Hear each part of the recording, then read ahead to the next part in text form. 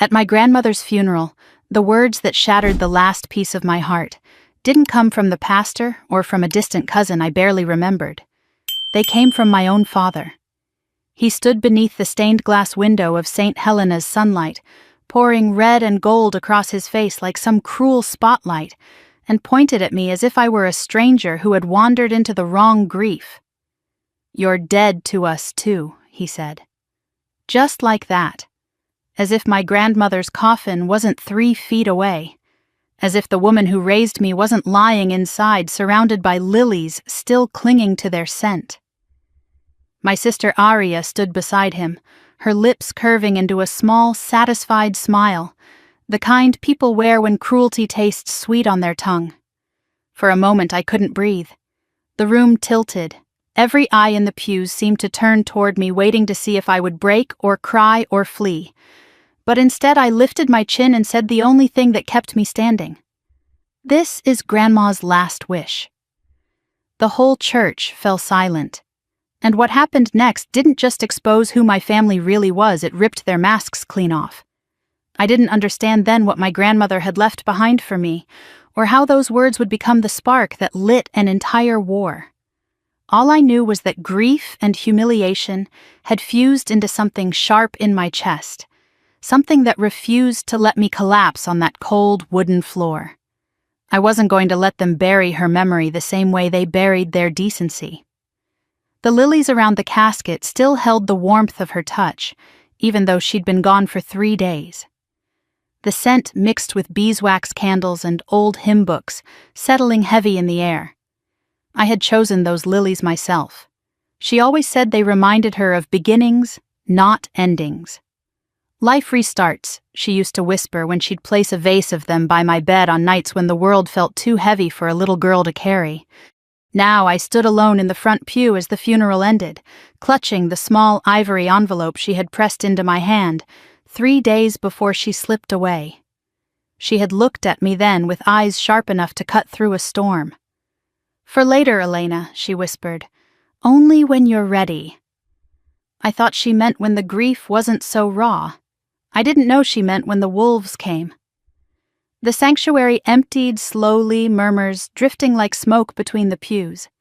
People offered condolences, neighbors who remembered me from childhood, nurses who had taken turns caring for her in her final weeks, church members who spoke kindly about the way she volunteered every Thanksgiving. Their hands squeezed mine with genuine love. They were nothing like the people waiting at the back of the church, my father and sister, 2 shadows carved from resentment and entitlement. Richard Grant stood stiff in his tailored suit, jaw-clenched fingers tapping the side of his phone with the impatience of a man inconvenienced by loss. He hadn't cried once, not when he entered the church, not when the pastor spoke, not even when they closed the casket. Aria mimicked him like a reflection chin, lifted arms crossed, waiting to strike. When the last mourner stepped outside, they approached. Not to grieve, not to remember her, but to divide her. My father didn't even bother lowering his voice. "We need to talk about the arrangements," he said. "The house, the accounts, the valuables. Let's handle this quickly." My heart stuttered. My grandmother wasn't even in the ground. I glanced at Aria, hoping for even a flicker of humanity, but she only smiled with impatience. "We shouldn't drag this out," she added. "It's better for everyone if we settle things today." Settle things. As if I were some administrative inconvenience. I tightened my grip on the envelope. "Can we not do this right now?" My father's expression hardened. "Elena, don't start. You know you weren't the one taking care of her." That was a lie, a painfully familiar one. I had been her caregiver through every doctor's appointment, every medication adjustment, every late-night panic attack when she couldn't catch her breath. I was the one she called when she felt dizzy, the one who sat by her hospital bed every evening after my nursing shifts. But Richard preferred the version where he was a devoted son, and I was the burden. Aria just preferred anything that made her look better than me. "We'll go to the house now," my father said. "There's paperwork to sign." I stepped back. "No, not today." His eyes narrowed as if he were studying a stain on his shirt. "You're being ungrateful, Elena. After everything your grandmother provided because she loved me, I shot back, not because she owed you. A dangerous silence spread, the kind that warns you a fault line has cracked under your feet. Arya tilted her head, her voice dripping false sympathy. We know this is hard for you. Grandma was sentimental about you, but you need to be realistic. Dad and I are her only real heirs. You're not entitled to make decisions. My breath caught. I'm her granddaughter. Barely, she muttered. Mom always said Dad should have never kept you, Arya, Dad hissed, but he didn't disagree. He never disagreed. This was the moment I felt the shift, not sadness, not confusion, but clarity. These were not people grieving their mother or grandmother. They were vultures circling what they thought was theirs. And then it happened. Richard leaned forward, voice cold and low. Your grandmother is gone, Elena, and honestly, you're dead to us too. The words struck like a slap. My legs trembled. My throat burned. Somewhere in the pew behind me, someone gasped. Arya smirked. They expected me to break the way I used to break when I was a child, to shrink, to apologize, to disappear so they could rewrite the story without me. But my grandmother had left me something they didn't know about. I lifted my chin. My voice didn't shake. Then, here's her last wish. The effect was immediate. My father stiffened. Arya's smirk vanished as if yanked from her face. Conversations in the hallway outside fell silent. I didn't elaborate. I didn't need to. The words hit a place they were terrified existed, a place where my grandmother had acted without their knowledge, without their control. Richard stepped closer. What are you talking about? I held the ivory envelope tighter against my chest. You'll find out. His jaw twitched. For a fraction of a second I saw something sharp flash behind his eyes. Fear. Real fear. Arya glanced between us, her composure cracking. Dad, what does she have? But I didn't stay to answer. I walked past them, past the pew where I used to sit beside my grandmother every Sunday, past the altar where she once taught me how to pray. I didn't stop walking until I reached the cool air outside. The sky was pale and soft, the kind of morning she would have called a gentle beginning. I stood on the church steps and pressed the envelope to my heart. My hands trembled, but not from weakness. Inside it was a key, not just to the past, but to everything that would come next. I didn't open it yet. I wasn't ready. But I knew deep in the same place where grief lived that whatever she had left behind was going to change everything. As I reached the bottom step, Pastor Harper approached me with quiet steps. His voice was soft but steady. Elena, he said, placing a hand on my arm, when you're ready. Come see me. Your grandmother prepared more than you know. I looked at him sharply. Prepared, he nodded. She loved you fiercely, and she wasn't blind to the people who didn't.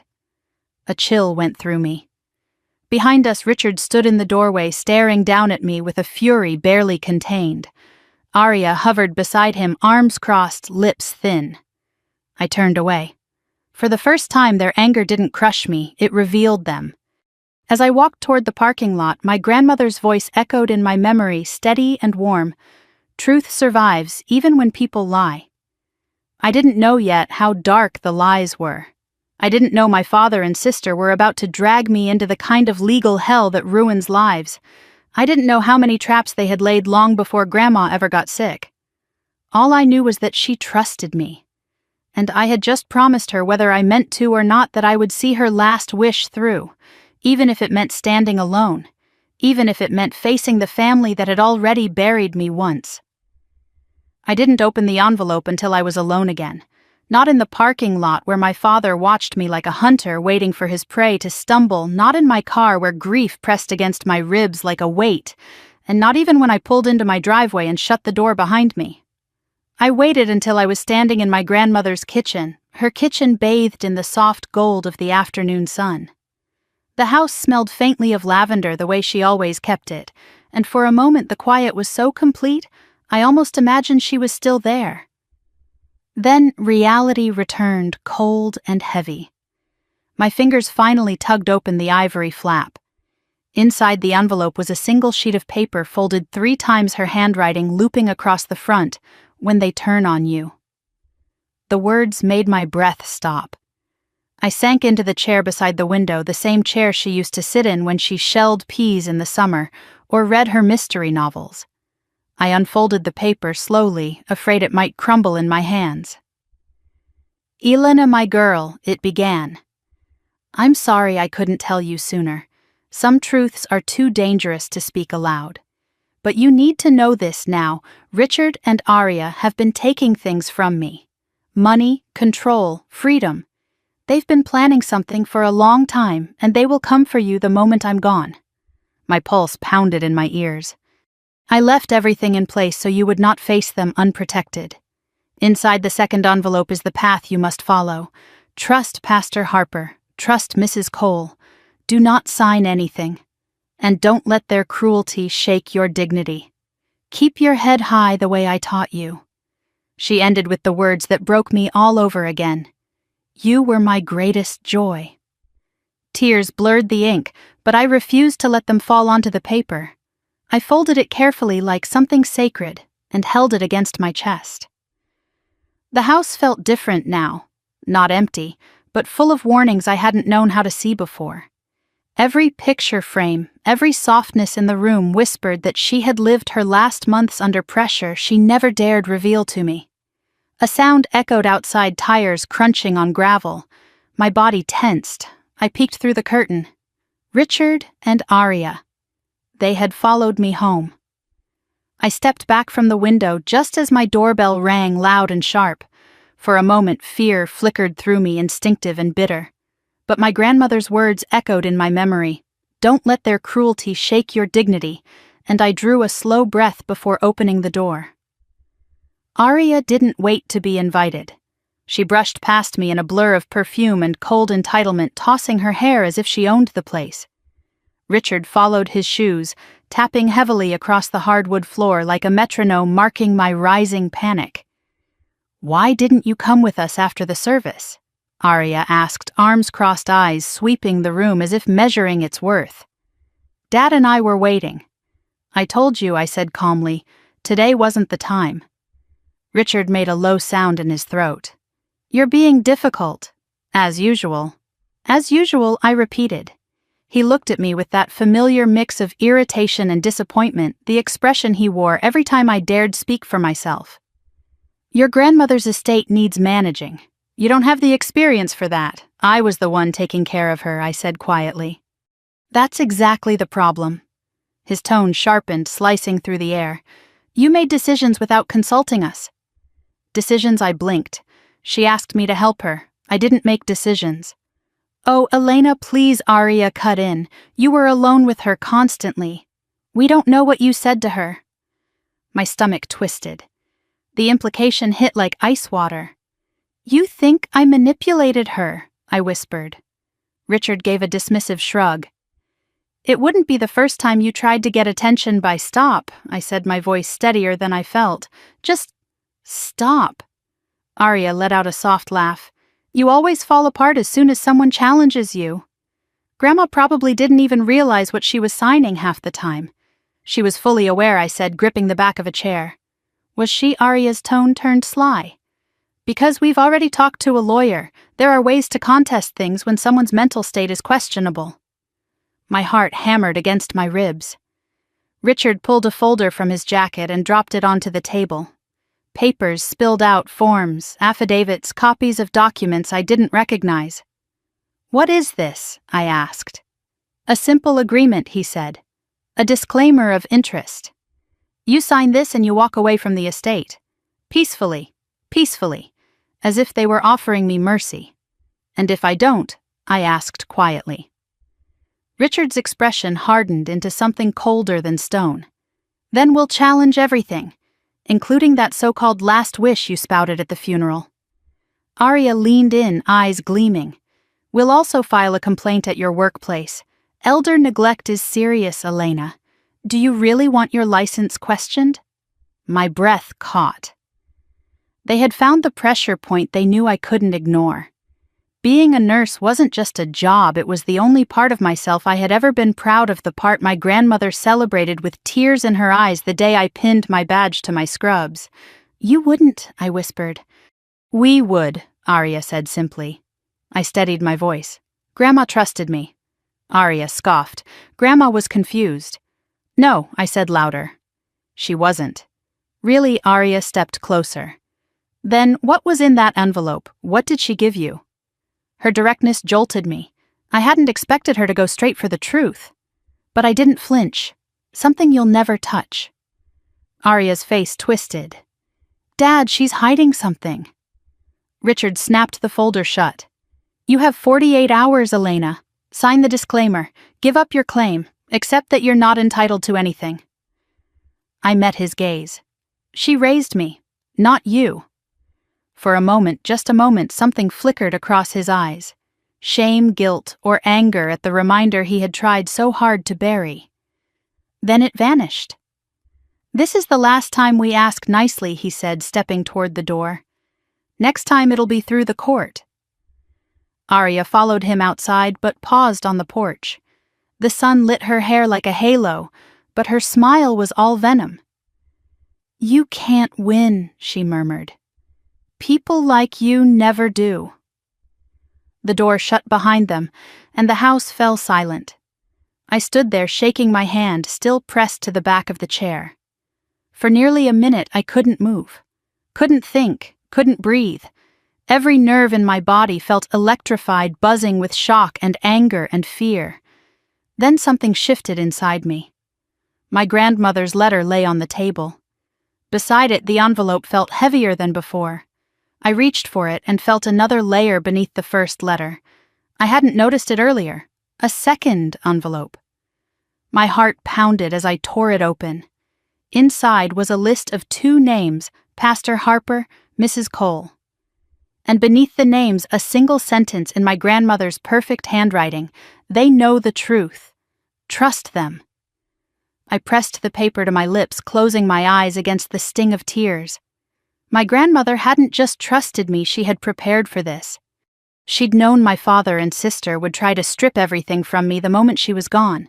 She'd seen their selfishness long before I ever had, and she had armed me with something they didn't expect.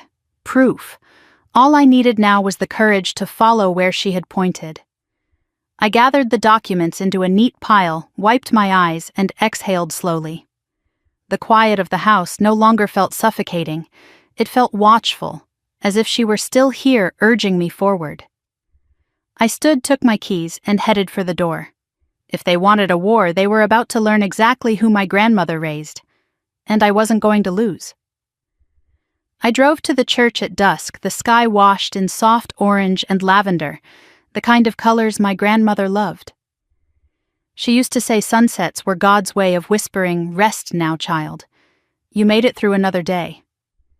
But tonight, the sky felt like a warning, too still, too quiet, too heavy. I parked beneath the oak tree where she and I used to sit after Sunday service, sharing muffins we weren't supposed to sneak before dinner. For a moment, the memory softened me. Then the weight of what waited inside pulled me back. I stepped into the empty sanctuary, the wooden floor creaking beneath my shoes like it recognized me. The stained glass glowed faintly from the last light outside, casting warm colors across the pews. I breathed in the familiar scent of old hymnals' candle wax and the faint trace of lilies left from the funeral. My throat tightened again, but I swallowed it down. I was here for a reason. "Elena," a voice called gently. I turned toward the front of the room. Pastor Samuel Harper stood near the pulpit, his hands folded loosely in front of him. He was in his early 70s with silver hair and a face lined not by age but by decades of listening to other people's sorrows. My grandmother trusted him. That was enough for me. I approached slowly. "Pastor, thank you for meeting me." "You sounded troubled on the phone," he said softly. "And Margaret?" "She asked me to help you. That nearly collapsed me right there." He guided me to one of the front pews and sat beside me, giving me time to settle before he spoke again. "Tell me what happened." I took a long breath and let the words spill the confrontation at the funeral, the threats, the forms they tried to make me sign. And finally the letter, my grandmother's warning. The pastor listened without interrupting, his brow tightening with each sentence. When I finished, he nodded slowly. She feared this. She told me months ago she believed Richard and Arya would not accept her decisions. Her decisions, I asked carefully. Pastor? What exactly did she tell you? He looked toward the stained glass windows for a moment, as if choosing his words with reverence. Margaret created a living trust last year, a very thorough one. She transferred every major asset she owned into that trust, her home, her savings, her investments, and she named you, Elena, as the sole beneficiary. My chest tightened. She left everything. To me, she did, he said gently. And she made sure it was done correctly, legally, securely, and out of the reach of those who wished to control her. My pulse pounded in my ears. I felt like the floor could lift beneath me. She didn't tell me, I whispered. She didn't want you to carry that burden while she was alive, he replied. She was trying to protect you. I rubbed my palms against my jeans, trying to ground myself. Pastor, my father and sister said they're going to challenge everything. They said they'll accuse me of elder abuse. He shook his head immediately. Empty threats. I saw her mental clarity myself. She was sharp, intentional, and absolutely aware of what she was doing. Then his voice lowered. And she left proof of that. My heart stopped. What kind of proof? He reached into the inside pocket of his coat and withdrew a small sealed envelope, cream-colored like the one she'd left for me. He held it in his palm for a moment, rubbing his thumb across the seal, as though feeling her presence through it. She gave this to me 3 months ago, he said quietly. She said you would come for it after the funeral. She said it might help you understand the truth. I took the envelope with trembling fingers. My grandmother's handwriting stretched across the front for Elena, when the ones you trust reveal themselves. My throat constricted painfully. Do you know what's inside? He hesitated. Only what she told me. Documents, bank statements, a log of transactions she never authorized. He looked at me steadily. Your father and sister were taking money from her, Elena, long before she fell ill. I felt the world tilt. My father, my sister, stealing from the woman who raised me. The pastor continued. She began documenting everything when she first noticed inconsistencies. She hired a financial advisor quietly, someone who helped her untangle the maze of withdrawals and forged authorizations. He paused. She told me she needed to gather evidence before confronting them. But her illness progressed faster than she expected. A wave of nausea crashed through me. It was too much to absorb, too much to believe. Except, I did believe it. Every memory of their sudden attentiveness in the last year. Every argument over her finances. Every time they pressured her to sign something she later told me she didn't understand. It was all there right beneath the surface.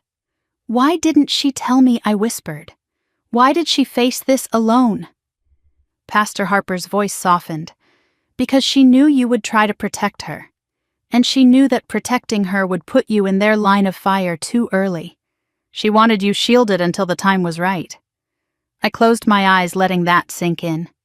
My grandmother fighting a battle by herself, protecting me even as she lost strength. It crushed me in a way grief alone never could. The pastor placed a gentle hand on my shoulder. There is more. I opened my eyes. He continued. She asked me to hold a duplicate copy of her trust documents. If your father or sister tried anything at all, you were to come to me, and I was to give you everything. I exhaled shakily. So she really prepared for all of this. She did, he said. Then he rose to his feet. Come with me. I followed him to a small back office behind the sanctuary. It smelled faintly of cedar and old paper. He opened a file cabinet, unlocked the bottom drawer, and pulled out a large envelope sealed with red tape. My heart thrummed hard. He set it gently on the desk. This is her living trust folder. Inside is her estate plan notarized and witnessed. It includes signed letters explaining her reasons for choosing you as her beneficiary. She wanted the court, if it came to that, to hear her voice, not just her signature.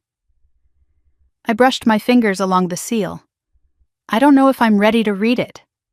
You will be, he said. And there's someone else you need to see. Mrs. Cole, I asked, recalling the second name on my grandmother's list. He nodded.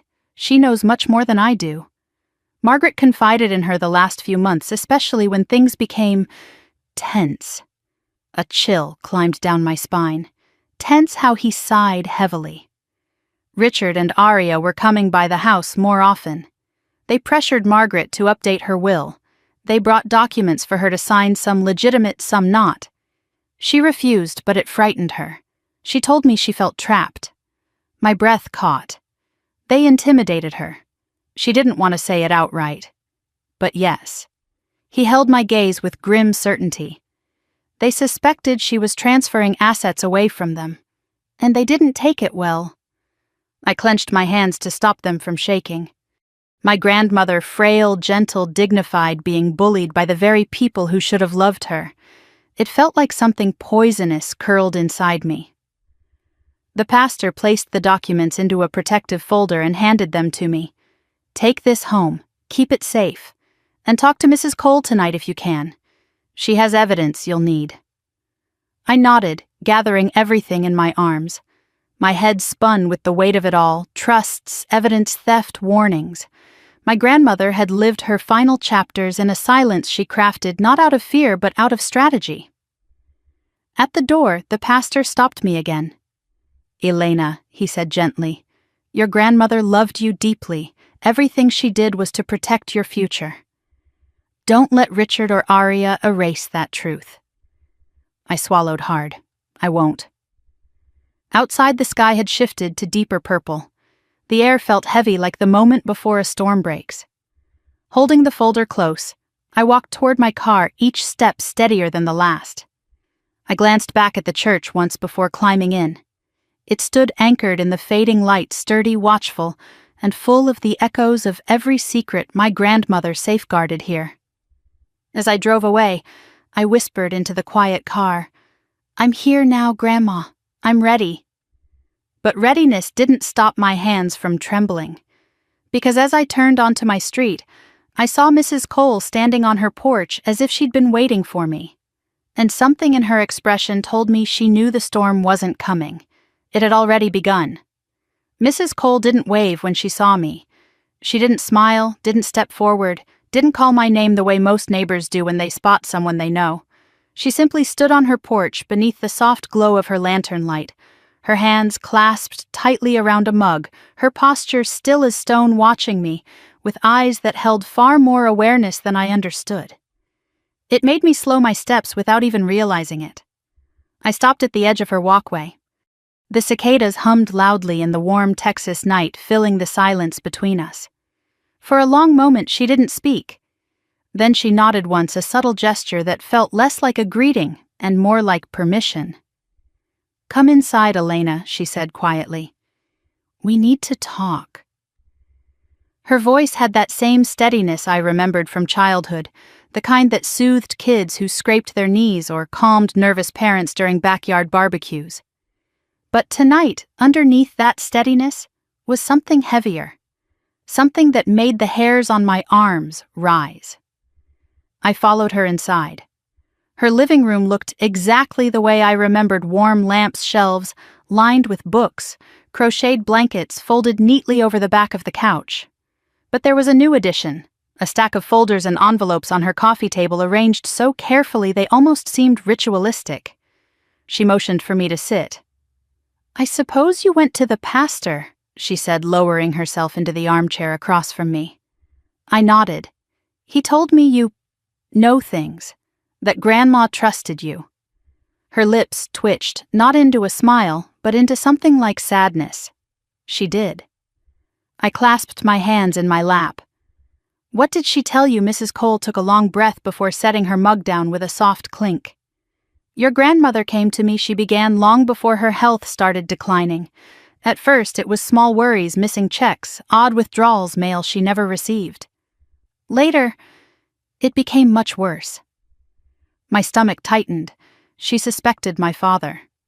She didn't just suspect, Mrs. Cole said quietly. She confirmed it, and Arya too. Her words hit like a physical blow. Even though the pastor had already told me, hearing it again from someone who had watched everything from up close made it real in a new and terrifying way. Mrs. Cole reached toward the stack on the coffee table and pulled out a thin folder. She kept copies of everything she said, bank statements, ledgers, letters from her financial advisor, notes she took herself when she noticed unusual activity. She hesitated before handing it to me, as if the folder itself carried weight. I opened it. The first page was a printed statement from the credit union my grandmother used. Someone had withdrawn $3,000 in cash signed under her name, except the signature wasn't hers. I swallowed hard and kept reading.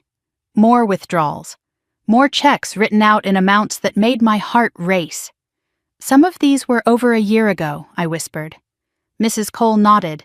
She didn't want to believe who was behind it at first.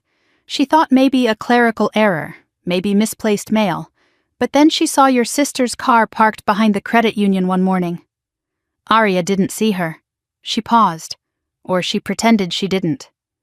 I flipped to the next page and froze. A photocopy of a document, one I immediately recognized. A power of attorney form, signed, dated, processed. Except, Grandma never signed this, I said, my voice cracking. She never would have given control to him. She didn't, Mrs. Cole replied. She told me that herself. She believed Richard forged it or pressured someone into processing it without proper verification. I felt sick. She was terrified once she found this, Mrs. Cole continued. Not for herself, mind you. For you. I looked up sharply. For me, Mrs. Cole's expression softened. She knew they blamed you for everything, your successes, your independence, even the closeness you shared with her. And she knew. When she was gone, they would turn their anger into something dangerous. A cold tremor moved through me. She said you'd be alone once she passed, Mrs. Cole said softly, and that she wanted to leave you protection. I pressed the folder to my chest. She did, I whispered. She left a trust. She left letters. She left all this. Mrs. Cole nodded. She also left something else. My breath caught. She stood from her chair and walked to a cabinet against the wall. She unlocked it, reached inside, and retrieved a small black device, a digital recorder. She gave me this 3 weeks before she died, Mrs. Cole said quietly. She told me to hold on to it until you came. I stared at it. What's on it? Recordings, she said.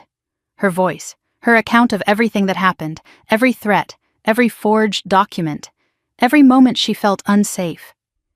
Tears burned behind my eyes. She knew they'd go after me. She did, Mrs. Cole replied gently. And she wanted her words, not just paper, to defend you. My hands trembled as I reached for the recorder. Mrs. Cole hesitated. Before you listen, there's something you need to understand. I looked up slowly. Your grandmother loved your father once, she said softly, and she truly tried to rebuild a relationship with him after he left you both. But he grew jealous, bitter, especially when he saw how much she treasured you. I forced myself to breathe. He believed she favored you, that she left him out, that she replaced him with you, she continued. He didn't see the truth, that you earned her trust, not stole it. And Arya, she shook her head. Arya picked up his resentment like it was tradition. I closed my eyes. So when your grandmother started losing weight, missing steps, visiting the doctor more often, they saw opportunity. Her voice lowered to almost a whisper, and they began circling. The room felt colder. Mrs. Cole leaned forward and placed a steady hand over mine. This evidence will protect you, but it will also reveal things that will hurt. Margaret asked me to warn you. I opened my eyes. I'm not afraid of the truth. She gave a small, sad smile. She said you wouldn't be. She withdrew her hand and sat back. Now she said gently, "Do you want to hear it?" My pulse thrummed. I looked down at the recorder, small, ordinary, almost unimpressive. It didn't look like something capable of carrying a woman's final war cry, her defense strategy, her SOS, but I knew it did. I pressed play. The room filled with my grandmother's voice, thin from illness, but steady with purpose. "This is Margaret Grant. I am recording this because I fear the documents alone will not be enough. If you are hearing this, Elena, my sweet girl, then they have come for you." My breath hitched. Mrs. Cole closed her eyes, listening. "Richard has been withdrawing money without my knowledge. I confronted him last month. He denied everything. But the next week, more funds were missing. I found checks written to Aria signed with my name. Poorly forged, but enough to fool the bank if they barely looked. My hands balled into fists. When I refused to give them more access, they threatened to challenge my competency. Said I was getting forgetful. Said they would fix things once I wasn't in the way anymore. I bit the inside of my cheek hard enough to taste blood. I don't fear for myself. I fear for Elena. She has been my heart since the day she was born. She will be the one they blame, the one they try to strip of everything. And I can't let that happen. I heard a small gasp from myself, but I didn't stop the recording. I created the living trust to protect her. I chose her because she is the only one who has acted with love, not greed. But Richard and Aria will not accept it. They will attack her character. They will accuse her of elder abuse. They will do anything to break the trust. My vision blurred. "Elena, listen to me. Do not sign anything they put in front of you. Do not let them intimidate you. Trust Samuel. Trust Evelyn Cole. And trust yourself. You are stronger than you know." Mrs. Cole reached out and touched my arm, lightly grounding me. The recording continued. "I'm leaving these logs, these papers, these words to protect you, and I pray you never need them. But if you do, fight back, not with anger, with truth." There was a long pause on the recording. Then her voice softened, full of love.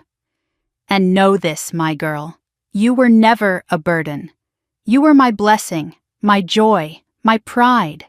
When the world turns cruel, remember I am still with you." The recording clicked off.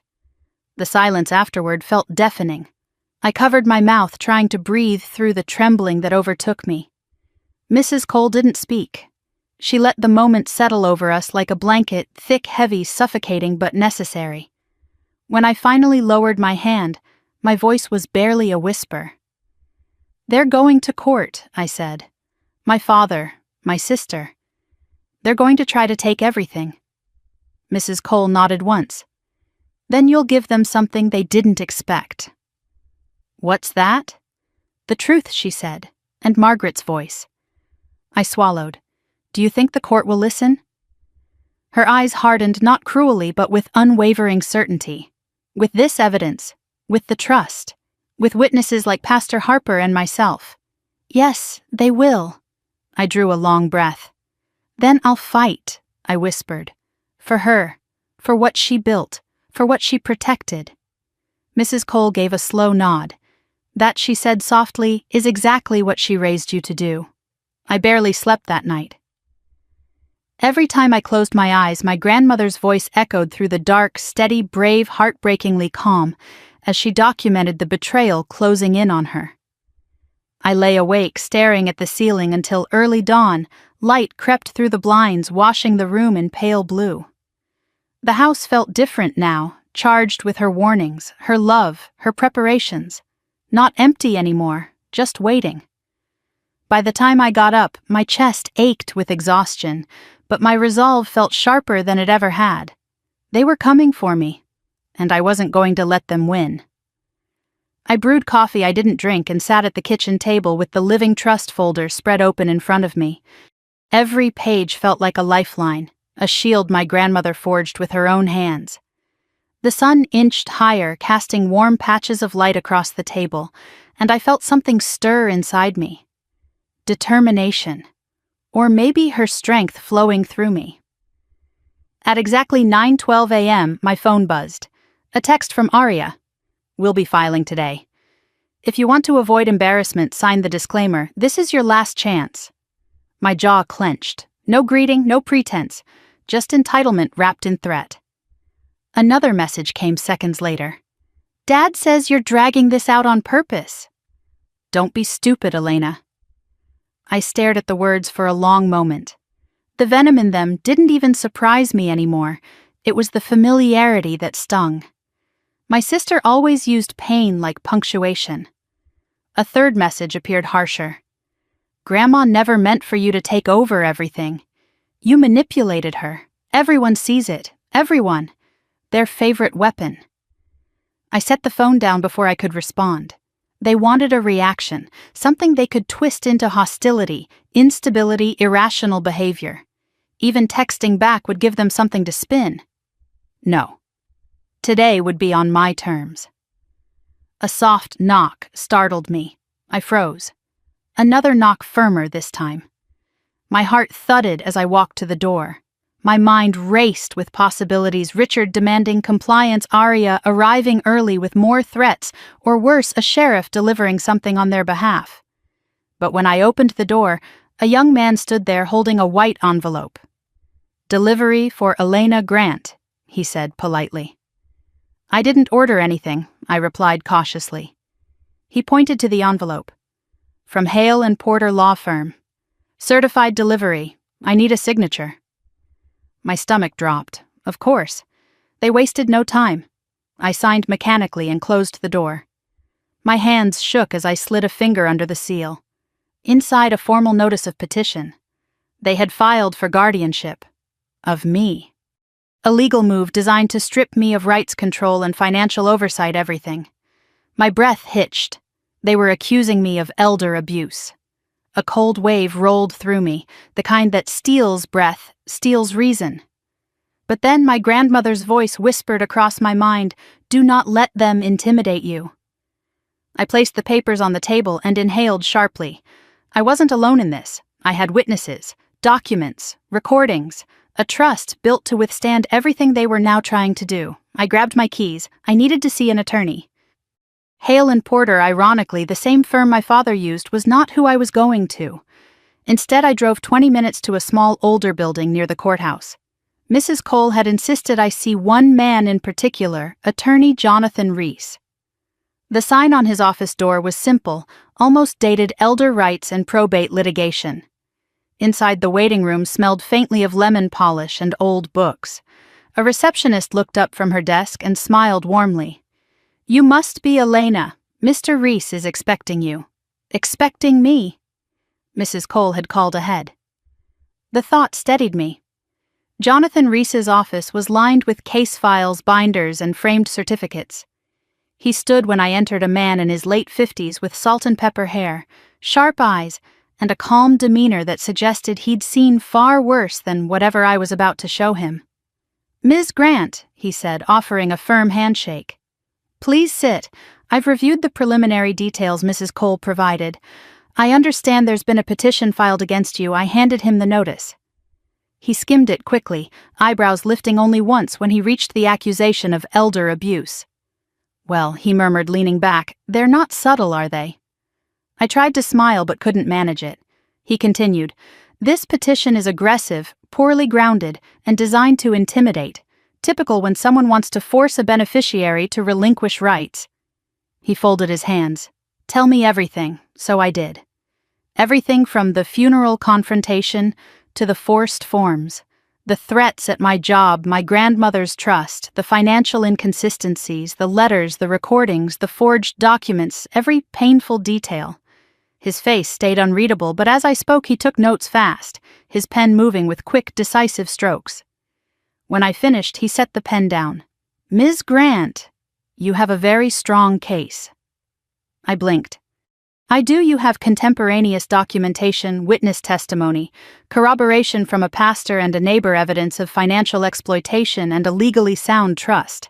He tapped the petition. This is flimsy, manufactured, and frankly, reckless." A small breath escaped me, shaky but real. He wasn't finished. "Your father and sister are counting on you to panic. Most people accused of elder abuse do panic, they crumble, they sign whatever's put in front of them, they avoid court. But you... He gave me a long, level look. You're choosing to fight. Good. My shoulders loosened, tension finally breaking. Here's what needs to happen next, he continued. First, we will file a response denying the allegations. Then we request discovery, including their so-called evidence. They won't have any. Meanwhile, I will prepare motions to validate the trust and challenge their standing to contest it. He leaned forward slightly. Ms. Grant, this will get ugly before it gets better. Your father and sister will escalate, but we will stay ahead of them. And when we walk into probate court, we'll be ready. For the first time since the funeral, I felt something like relief wash over me. Thank you, I whispered. He nodded. Now, about the recordings you mentioned. I started to reach into my bag, but my phone vibrated. The caller ID made my heart plummet. Work. My thumb hovered before I finally answered. Hello, Elena, my supervisor said, voice taut. I just received an anonymous complaint about your care of an elderly family member. My blood froze. Richard. Aria. They had moved this fast. We're required to review it, she continued reluctantly. For now, I'm placing you on temporary leave until the investigation clears. I felt the room tilt. Temporary leave. Suspicion. My job. My purpose hanging by a thread because of their lies. I understand, I said hoarsely, because arguing would make it worse. When I hung up, my hand shook visibly. Mr. Reese watched me quietly. I take it the escalation has begun. They got me suspended, I whispered. He nodded slowly, not surprised. Retaliatory behavior. Very common in financial exploitation disputes. They want to corner you. My throat tightened. It's working. No, he said firmly. It's not. This just handed us another point in your favor. Judges look very harshly on family members who weaponize false reports. I drew a shaky breath. Mr. Reese, how do people do this to their own family? He sighed. Greed is a powerful disease, and it spreads easily between those with the same weaknesses. My eyes burned. Your grandmother saw it long before you did, he added gently. And she set the stage for what comes next. He stood and walked to a file cabinet, retrieving a packet of papers. This is a list of documents we'll need. Bring everything, every receipt, every message, and especially the recordings. I nodded. When is the hearing? I asked. In 2 weeks, he replied. Not much time, but enough. He paused. And Ms. Grant, you should expect them to attempt to contact you, press you, threaten more. I swallowed. They already have. His expression hardened. Then certainly more is coming. Do not engage. When I left the office, the sun was already dipping low, painting the world in amber. The courthouse across the street glowed beneath the light, and for the first time I saw it not as a place of fear, but as the place where everything would be exposed. I walked to my car feeling both heavy and strangely uplifted. My job was on hold. My family was attacking me. My grandmother's trust was now a battleground. But I wasn't alone. As I pulled into my driveway, I saw someone waiting. My father. He stood by his truck with his arms folded shadow-long across my yard. My pulse stuttered, but I didn't step back. He walked toward me slowly, like a man who believed the world bent around his anger. We need to talk, he said, his voice cold. No, I replied, lifting my chin. We really don't. His jaw tightened. You think some lawyer can save you? I don't need saving, I said quietly. I just need the truth. His face twisted into something between rage and disbelief. You are throwing away your life, he spat. Over money. That's your obsession, I said, not mine. He stepped closer, close enough that I could smell the faint bitterness of whiskey on his breath. This isn't over. I met his glare evenly. It is for you. He froze, as if the words stunned him. Then he laughed, sharp, humorless. You're just like her, he sneered, always pretending to be better than everyone else. Margaret filled your head with fantasies. But you'll learn. They all learn. Something inside me snapped. "You should be ashamed," I said softly. "For what you did. For what you're still doing. She deserved better than you." His eyes flashed something dark, something I recognized from childhood. He turned without another word, climbed into his truck, and roared out of the driveway gravel, spitting behind him. The moment he disappeared, I exhaled shakily. My grandmother's voice echoed again. "Fight back. Not with anger, with truth." I pressed a hand to my chest. 2 weeks. 2 weeks until the first hearing. 2 weeks until the mask they wore for years finally shattered under the weight of everything they had done. I looked toward my grandmother's house, my house now, and whispered into the warm, quiet air, "I won't let you down. I promise." I didn't expect the investigation at my workplace to move so quickly. By Monday morning, 2 compliance officers were waiting for me in a small conference room near the HR office, their faces solemn folders neatly arranged on the table. I'd spent all weekend gathering documents for Mr. Reese, cataloging everything for the upcoming probate hearing, but the moment I stepped into that room, all of it felt distant. This was my job, my patience, my purpose. And now it was hanging in the balance because my father and sister wanted leverage. "Ms. Grant," one officer began gesturing for me to sit. "Thank you for coming in. This shouldn't take long." His tone was gentle but rehearsed, like someone who had delivered bad news many times before. I sat folding my hands tightly in my lap to keep them steady. The second officer opened the file. "We received a report alleging neglect of an elderly family member under your care. We understand this individual has recently passed." My breath tightened. "Yes," I said quietly. "My grandmother." "We're very sorry for your loss," the first officer offered, "but we are required to investigate any allegation involving potential elder abuse or neglect, particularly when the reporter suggests there was medical misconduct." Medical misconduct. Of course they said that. My father and sister didn't do anything halfway, not even lying. "Can you tell us about your role in your grandmother's care?" the second officer asked. I explained everything. How I stayed with her, took her to appointments, monitored her medications, coordinated with her doctor when her symptoms changed. I told them I wasn't her medical provider, I was her granddaughter and caregiver. I emphasized that her decline was due to her illness, not negligence. The officers exchanged a look. "We've reviewed her medical records," the first officer said. "Her physician noted her decline was expected and consistent with her diagnosis." Relief washed through me, but only for a moment. "The complaint, however," he continued, "claims you withheld treatments and manipulated medications." My heart lurched. "That's a lie," I whispered. "We're aware these allegations sometimes arise from family disputes," he acknowledged. "We're not here to assume guilt. But we do need to ask, is there any reason a family member might make a complaint like this?" I hesitated. How much was I allowed to say? How much should I say? Mr. Reese had warned me to be cautious, to avoid revealing details about the trust or the upcoming hearing to anyone who wasn't essential. But hiding the truth wasn't going to help me here. "Yes," I said, finally. "There is a reason." The officers waited. "My father and sister are contesting my grandmother's estate," I explained carefully. "She named me as her beneficiary through a living trust. They were very unhappy about that. They confronted me at the funeral. They threatened legal action. And when I refused to sign documents they pushed at me, they filed a guardianship petition, and now this complaint." Silence followed. The officers shared another glance, this one less cautious, more knowing. "We see this often," the second officer said gently. "Family conflict can escalate quickly after a death, especially when inheritance is involved." The first officer closed the file. "For now, we're marking this complaint as unsubstantiated pending further review. You are still on temporary leave until the final decision, but—" His voice softened. "I don't see anything here that suggests wrongdoing on your part, and the medical records support your account."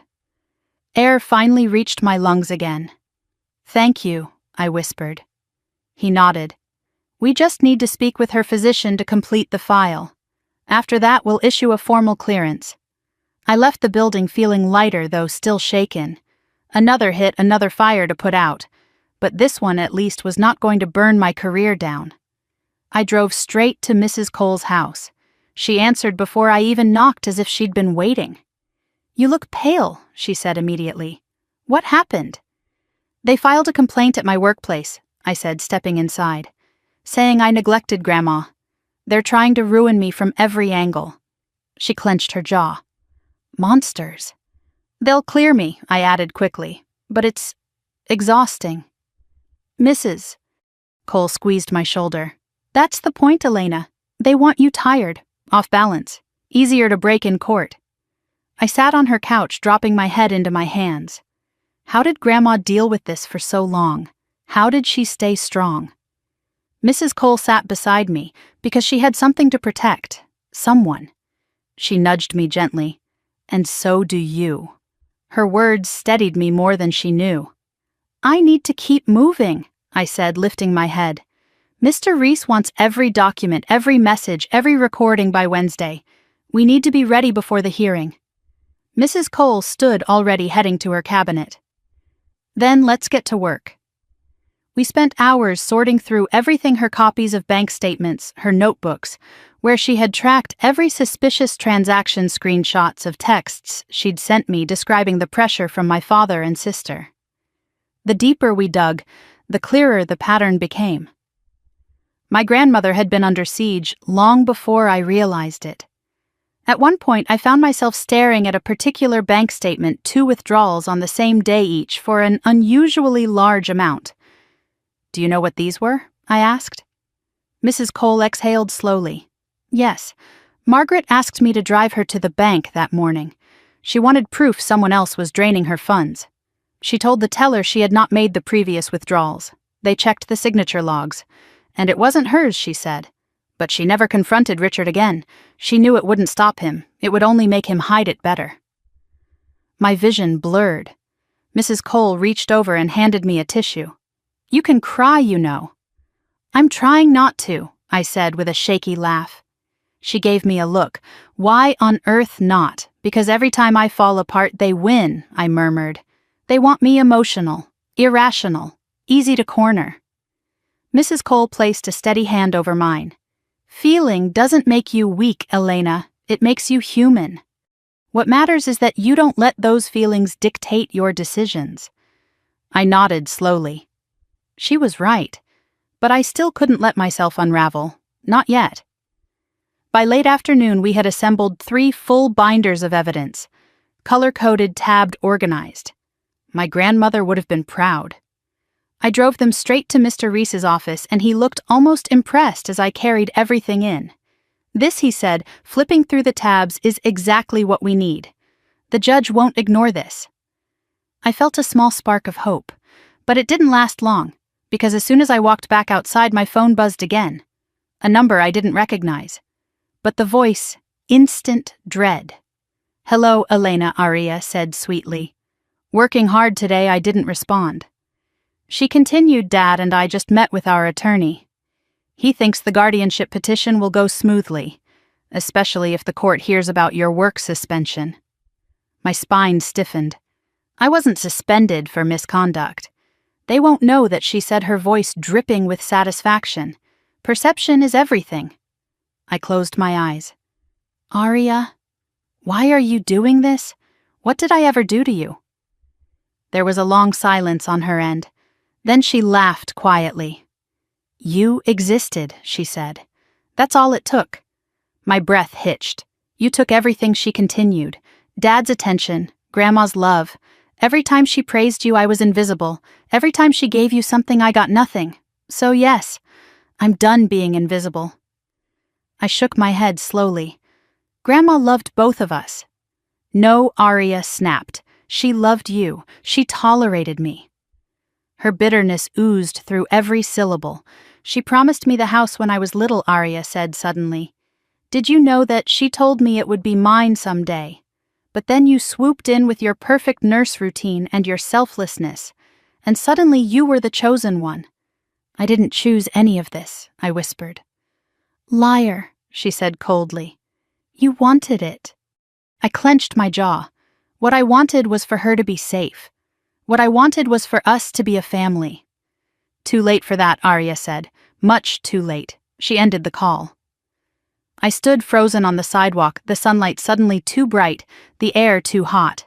She hated me, not casually, not resentfully, deeply, enough to destroy me. I returned home shaken, but when I walked inside, the quiet of my grandmother's living room steadied me. I sat in her chair by the window, breathing in the faint scent of lavender that clung to the cushions.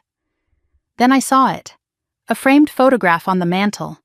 It was always there, but tonight it felt different. Me at age 7, missing 2 teeth, standing beside my grandmother in her garden, both of us holding sunflowers bigger than our faces. We looked so happy. Pure, uncomplicated happiness. I whispered to the empty room, "I'll fight for us. For what you built, for what they're trying to destroy." The house felt warm, almost alive, as if she were still there listening. I picked up my notebook and wrote a single line at the top of the page, 2 weeks until court. I will not break. But that night, as I prepared for bed, I felt a shadow creep under my skin. A sense that my father and sister were not finished, not even close. And I was right. Because when dawn broke the next morning, another envelope sat on my porch. No postage, no return address, just one word written in bold marker across the front traitor. The envelope lay on my porch like a threat, made visible, its edges curling slightly from the morning humidity. For a long moment I just stood there barefoot on the cool wooden boards, staring at the single word scrawled across the front in heavy black ink. Traitor. My breath hitched. The sun was barely rising, the neighborhood still wrapped in that quiet, bluish calm that comes before the world wakes up. Birds were chirping. A sprinkler hissed somewhere down the street. And yet everything inside me felt sharp and alert, like the world had tilted sideways. I bent down, slowly picked up the envelope and held it by the corner. It wasn't thick, just a few sheets of paper inside, no stamp, no address. Someone had put it here, someone who knew where I lived, someone who wanted me to see this first thing in the morning, someone who wanted to scare me. I stepped back inside, locked the door, and placed the envelope on the kitchen table. My hands trembled before I could stop them. It was ridiculous. I had dealt with worse already. Lies, accusations, legal threats. But there was something about seeing a word like that on my doorstep, something handwritten and personal that hit deeper than a formal petition ever could. I forced myself to open it. Inside were printed screenshots, comments from social media, anonymous posts, quotes taken out of context. But the narrative was unmistakable. Some nurse took advantage of her dying grandma to steal the house. Where do people like that come from? If she shows up in court, let her rot. My stomach twisted. They had turned the internet into a weapon. Someone, likely my sister, had posted vague accusations framed as concern, prompting strangers to fill in the blanks with venom of their own. At the bottom of the stack was a handwritten note. "You don't deserve her house. You don't deserve anything. Drop the case, or it gets worse." I closed my eyes and inhaled slowly, fighting off the wave of nausea rising through me. This wasn't just intimidation. This was psychological warfare. After a few moments, I gathered the papers into a neat pile and slid them into a folder. Mr. Reese needed to see this. Everything needed to be documented now, every threat, every attempt to manipulate or frighten me. Just as I stood to put my shoes on, my phone buzzed. Unknown number. I hesitated, then answered. A woman's voice came through, tight, emotional, barely controlled. "Is this Elena Grant?" "Yes." "This is Dr. Newell's office," she said, referring to my grandmother's physician. "I wanted to let you know your father and sister called this morning, asking for access to your grandmother's final medical notes." My grip on the phone tightened. "What? They don't have authorization," I know the woman said, "which is why we refused. But they were insistent. They said they needed proof that you interfered with her care." My stomach dropped. "And did they get anything?" "Absolutely not," she said firmly. "Your grandmother's records are sealed unless you release them or the court requests them. We wanted you to know in case this becomes a repeated issue." Repeated. Meaning They weren't stopping here. Thank you, I whispered. Of course. And Elena, for what it's worth, your grandmother always spoke highly of you. It was clear you took excellent care of her. Don't let anyone twist that. I shut my eyes, letting the reassurance settle. After ending the call, I slid the threats into my bag and headed out. I needed to see Mr. Reese. He needed to know how far my father and sister were willing to go. Mr. Reese wasn't surprised when he saw the envelope. He didn't flinch, didn't soften, just studied each page with a sharp, calculating eye. This is harassment, he said, and potentially defamation. It's anonymous, I reminded him. He tapped the top page. Your sister is sloppy. The formatting here is identical to her past posts. And if she or your father distributed these, trust me, the court will be very interested in this behavior. I swallowed. Can they use the accusations online against me? Not in the way they intend, he said. But we can use it against them, shows malicious intent and coordinated harassment. He placed the pages into his own binder. Now, he said, sitting back in his chair, there's something we need to discuss. I tensed. What the guardianship petition hearing is only 10 days away. They will try to paint you as unstable, manipulative, financially desperate, whatever narrative benefits their claim. I looked down. He continued. We need to counter that by showing consistency, responsibility, and transparency. I recommend gathering statements from colleagues, neighbors, anyone who observed your care for your grandmother. If your sister is escalating, we escalate too, but with facts. I nodded slowly. He leaned forward. And Elena, they will attempt to provoke you into reacting emotionally. Don't. Judges notice demeanor. Stay calm. Let them reveal their own anger. I'll try, I murmured. He gave a small smile. You're doing better than you think. I left his office feeling steadier, though the envelope still burned in the back of my mind. When I arrived home, Mrs. Cole was already on my porch, arms crossed, her expression dark with concern. You got something this morning, she said. I saw you pick it up before I left to walk the dog. I exhaled shakily. It wasn't good. She followed me inside, and I showed her the pages. Her nostrils flared. Cowards. They want you rattled before court. It's working, I admitted quietly. Mrs. Cole placed her hands on my shoulders. Look at me, I did. You are stronger than they think, she said. And you are not fighting alone. Her eyes softened. Your grandmother didn't prepare all of this because she doubted you. She prepared it because she trusted you to carry her truth. Emotion tightened my throat.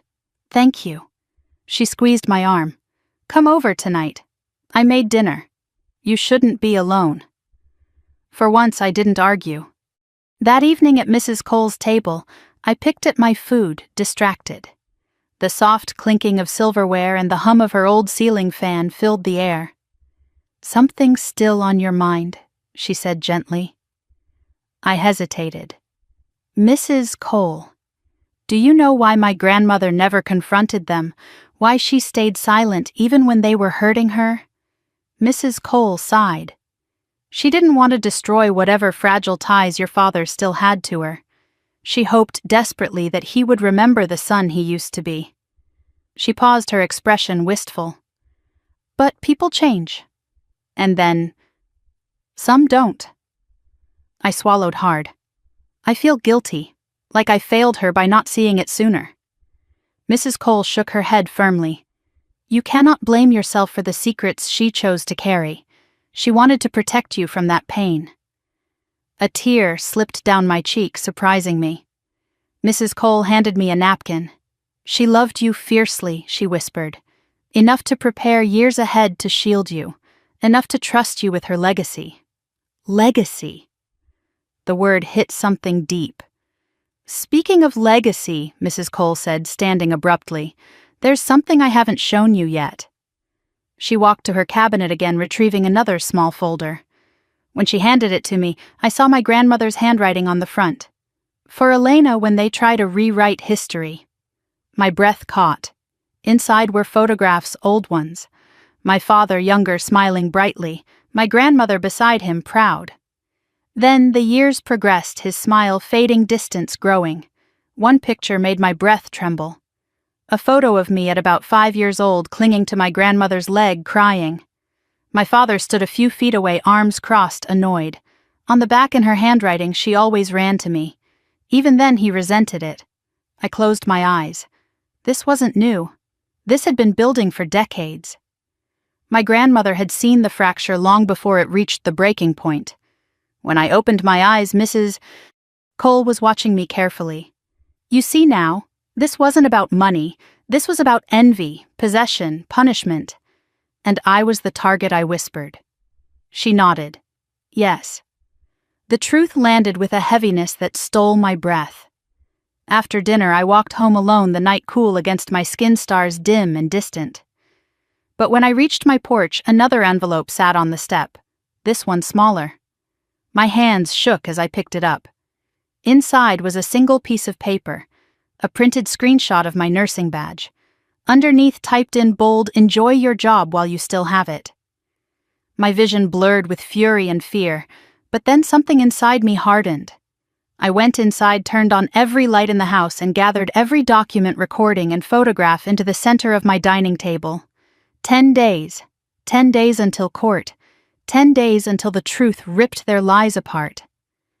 I whispered into the quiet house, steady and sure you wanted a war. My hands stilled over my grandmother's trust. Now I'm ready for one.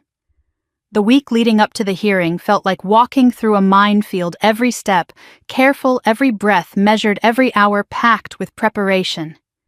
Mr. Reese had warned me this would be the most critical stretch, the days when my father and sister would become bold, frantic, unpredictable.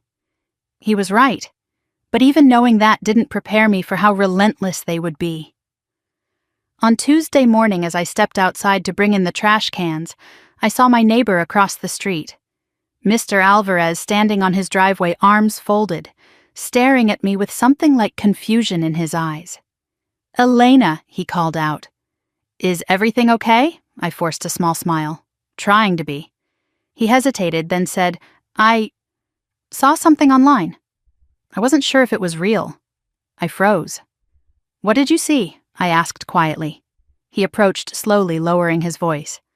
"A post saying you stole from your grandmother, that you pressured her. It didn't sound like you. It didn't look like something you'd ever do. But people are talking. The word hit like a blow. This wasn't just anonymous strangers, now it was neighbors, community members, people who had seen me grow up. My sister wasn't just poking the fire, she was pouring gasoline on it. "I don't know who posted that," I said carefully, "but it isn't true." He nodded. I figured. But it's spreading fast.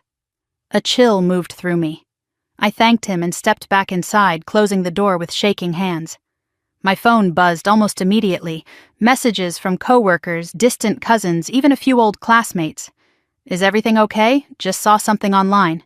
Hope it's not true. Did you really do what they're saying?" I pressed my palms to my eyes, willing the sting away.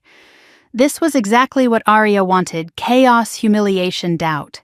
She wanted me isolated by suspicion before I even stepped into the courtroom. But she underestimated me. And she underestimated the people who actually knew the truth. By noon, I was at Mrs. Cole's house, binder in hand, exhaustion sitting heavy in my chest. She opened the door, took one look at me, and said, "What did they do now?" I handed her my phone, showing her the posts. Her face darkened, lips thinning with anger. "Defamation," she muttered. "Pure and simple." She scrolled through the comments, shaking her head. "This is desperate behavior. And it tells me one thing: they are terrified of the trust." I sank into her couch. "How do I fight lies that spread this fast with truth that's louder?" she said firmly. "And with people willing to speak it." She handed my phone back. "Do you remember what your grandmother told me before she died?" I shook my head. She said, "When they try to bury my girl in lies, make them choke on the truth." My breath hitched. That sounded exactly like her, gentle but fierce enough to stand her ground even at the edge of death. Mrs. Cole placed a hand on my shoulder. "We'll get through this." Now let's review everything for tomorrow's meeting with Mr. Reese. We spent the next 3 hours refining timelines, highlighting inconsistencies in my father's behavior, matching bank statements to withdrawals, and polishing the witness statements from neighbors who had seen me caring for my grandmother. It felt like building a wall brick by brick, reinforcing every weak spot, sealing every crack.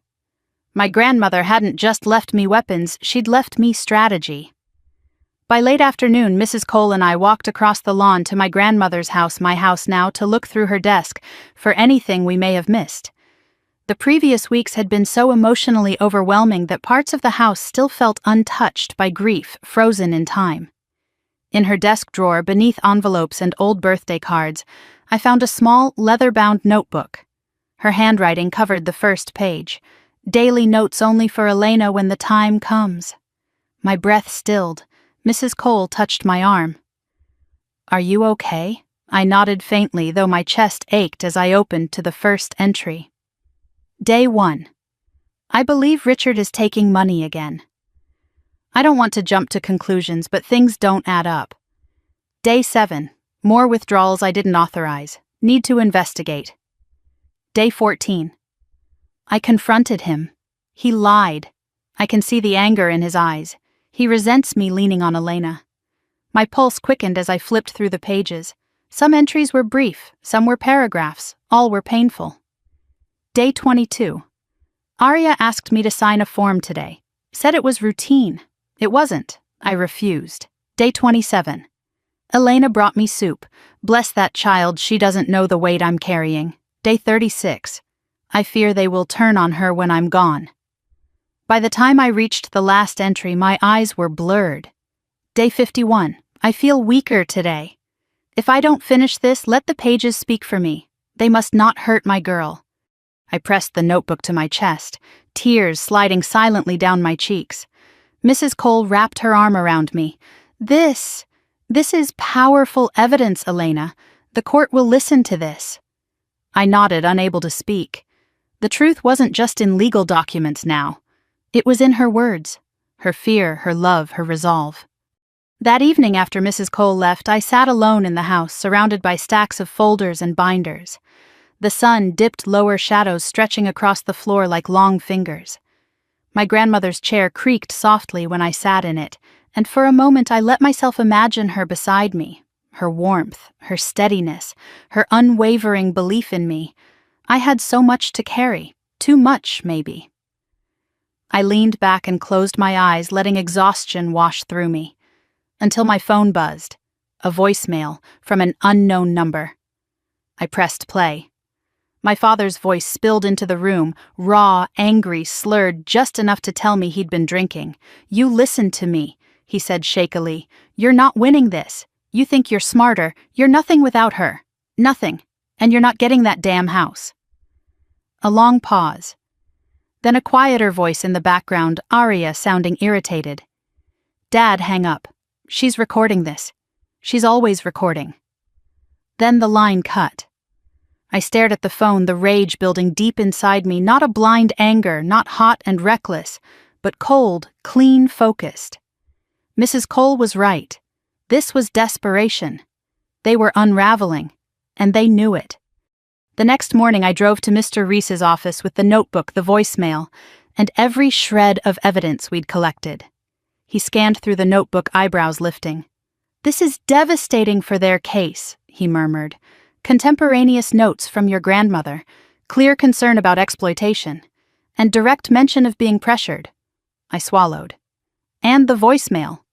He played it twice, expression hardening. "This," he said, "is golden." I clasped my hands in my lap. "So, we have enough." He closed the notebook gently.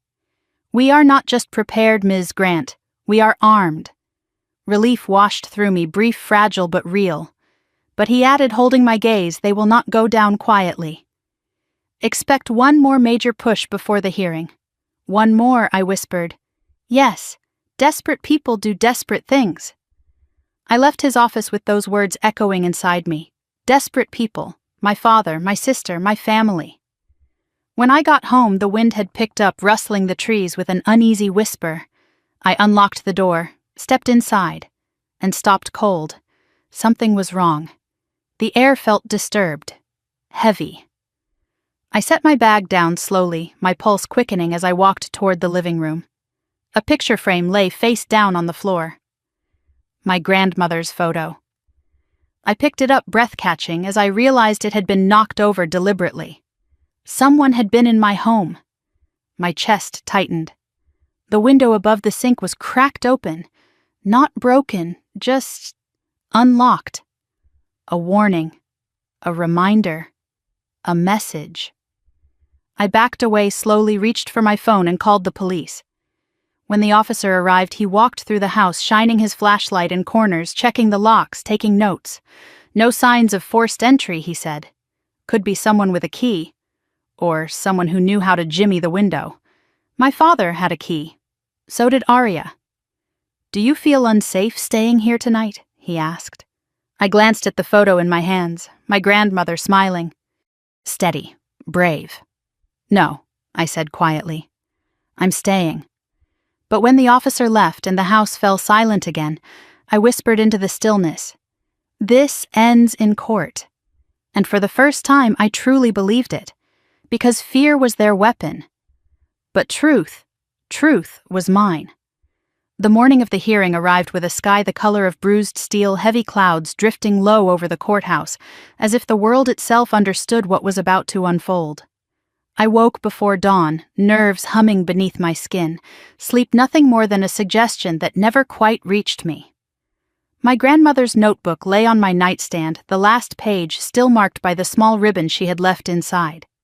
For a moment I rested my fingers on it, letting her strength settle into me. Then I stood dressed carefully and watched my reflection steady itself in the mirror. "You're ready," I whispered, "because she made you ready." By 7 o'clock, I was driving toward the courthouse with binders stacked neatly in the passenger seat, the weight of documentation like a shield beside me.